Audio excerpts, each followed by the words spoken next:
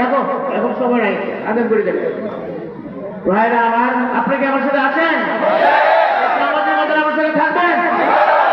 এটা সামাজিক আন্দোলন, এটা আইন প্রশাসনের কিছু করার নাই।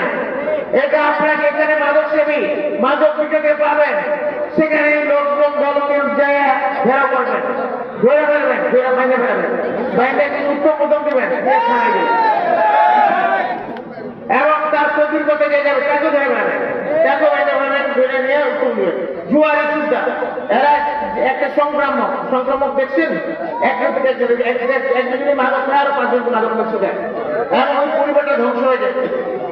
পরিবার গরু ছাগল বিক্রি করে, জমি জামা বিক্রি করে, বউদের বাবক বিক্রি করে, তারপরে এসে বলে ফিরে একদম পরিবার ধ্বংস হয়ে যায়।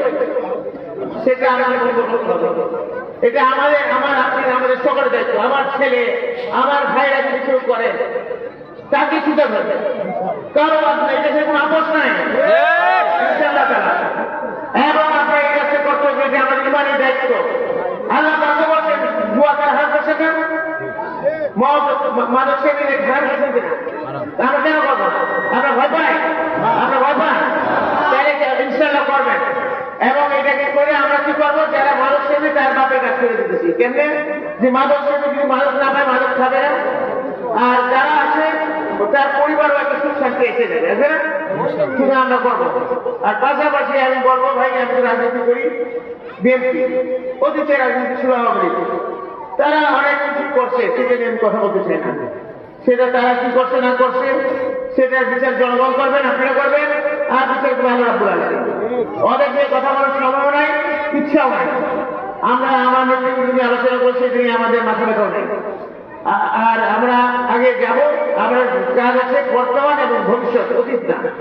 আমরা কাজ বর্তমান এবং ভবিষ্যৎ, সেদিনে আমরা আগাবো। পরিস্থিতিতে আমি আমার নেত্রীর জন্য দোয়া চাচ্ছি এবং আমার দোয়া করতে চাই।